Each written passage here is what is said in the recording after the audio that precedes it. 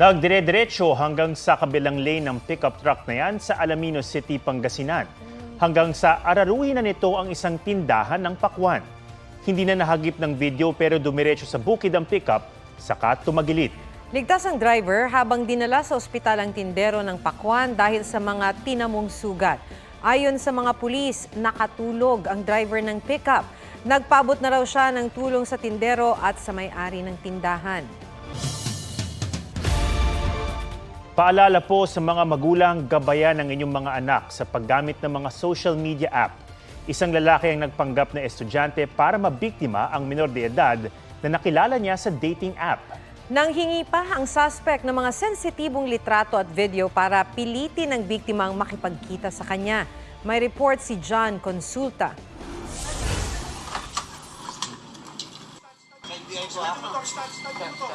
Nagulat ang lalaking yan na may kasamang taga-NBI ang katatagpuin niyang babae.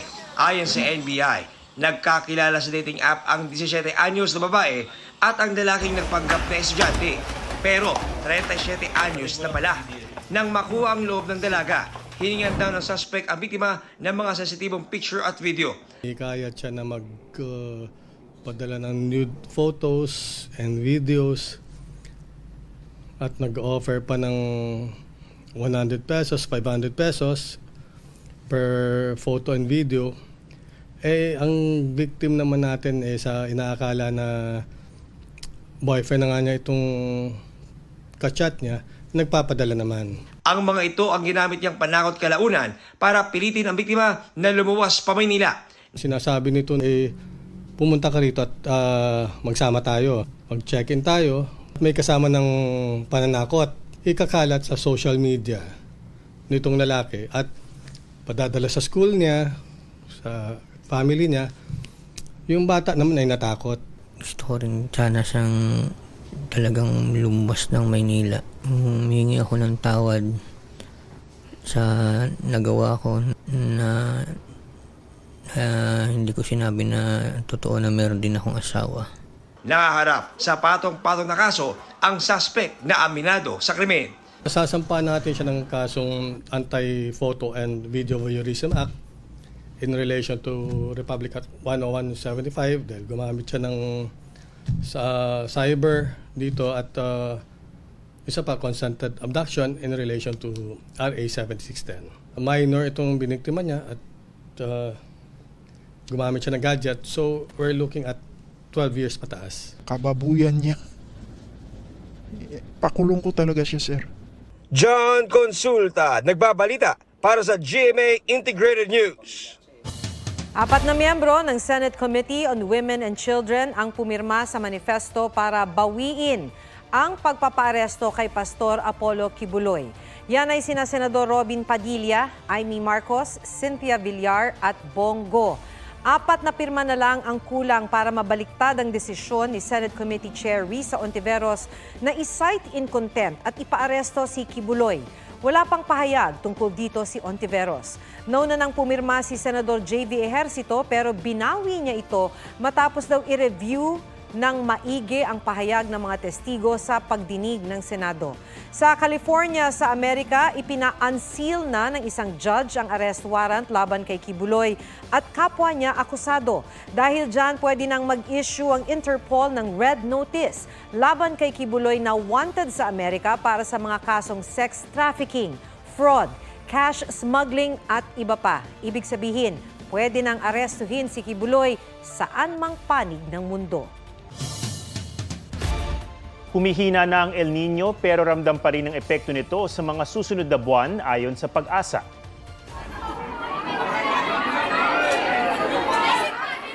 Sa Abra Sports Complex, nahilo at nahimatay ang ilang pumila para sa ayuda dahil sa sobrang init at siksikan. Ngayong araw, 43 degrees Celsius ang heat index sa Cotabato City, 42 degrees Celsius naman sa Pili, Camarines Sur. Bukas inaasahang papalo sa 40 degrees Celsius pataas ang damang init sa ilang lugar. Kahit may El Nino pa, naglunsad na rin ng La Nina Watch ang Pag-asa dahil posibleng maranasan yan sa mga susunod na 6 na buwan.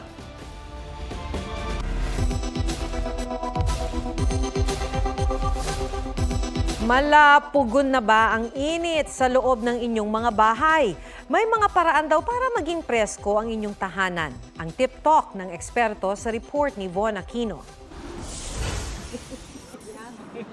Inabutan naming nasa labas ng bahay si Nelia Bertulfo at kapitbahay niyang si Janet Santos. Di raw kasi nila matiis ang sobrang init sa loob. Pinapahinga din namin yung electric pan namin kasi ang buga ng hangin mainit. Kaya andito kami sa labas para magpapahangin. Tapos 2 electric pan lang. Kahit sabihin mong sabay silang buksan, mainit pa rin po talaga.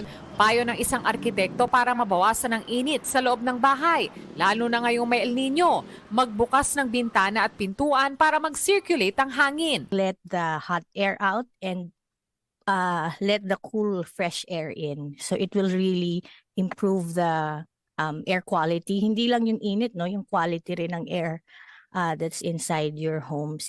Ang mga halaman sa loob man o labas ng bahay, nakakapagpalamig din daw ng temperatura.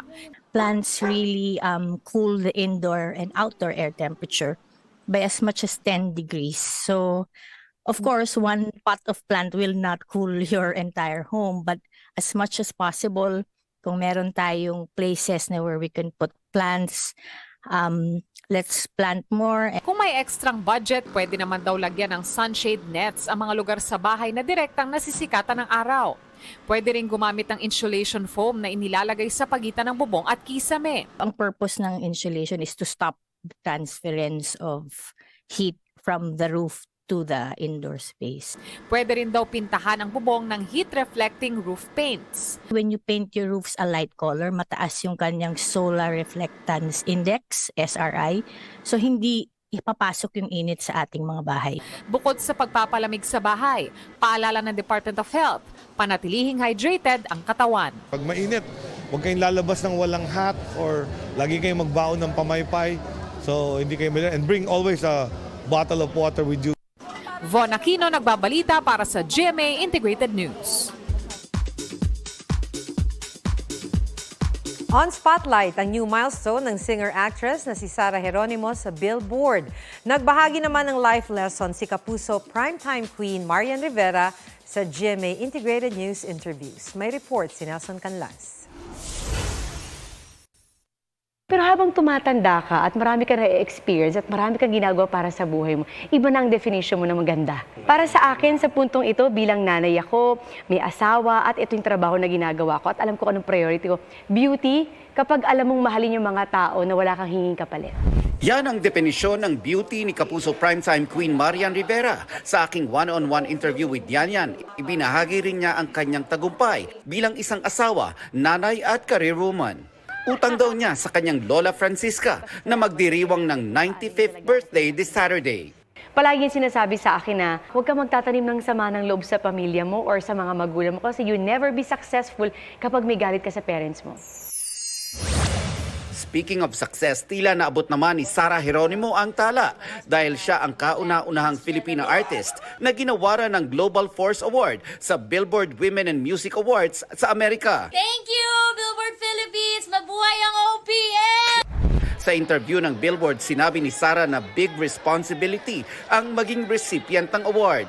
Binati rin ni Sarah ang kanyang ina at tinawag siyang my hero. Proud hubby naman si Black Rider star Matteo Guidicelli na kasama ni Sarah sa LA. Sa isang Q&A session, sinabi ni Sarah G na si Jungkook ng BTS ang K-pop idol na gusto niyang makamit o makakolab. Nelson Canlas nagbabalita para sa GMA Integrated News.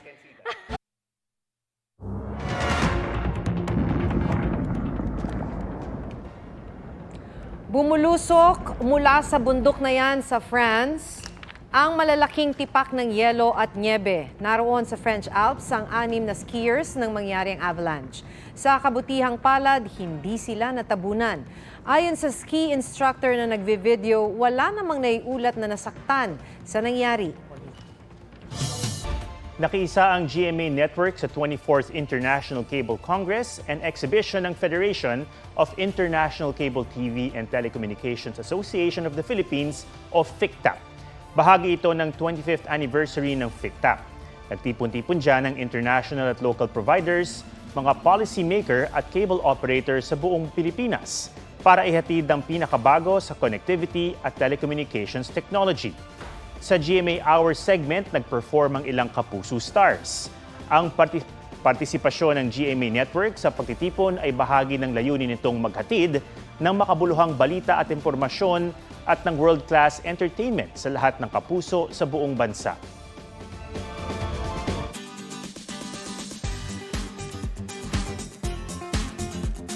Sa sobrang pagmamahal sa paggaganchilyo, isang bride ang dinala ito hanggang altar.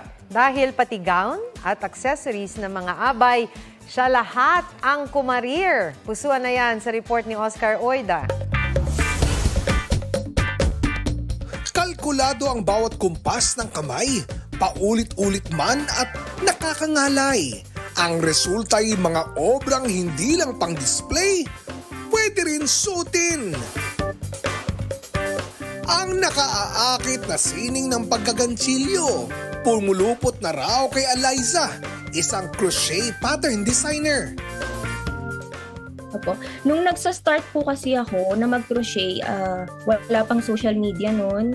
So, matututo ka lang talaga unless tinuruan ka ng mas marunong sa'yo. Kung tingin ng ilan, ito'y pang matandang libangan. Ang hilig ni Eliza, ginawa na rin niyang kabuhayan. Pag basic design po is, inaabot ko ako ng 3 hours, straight po yun, 3 oras.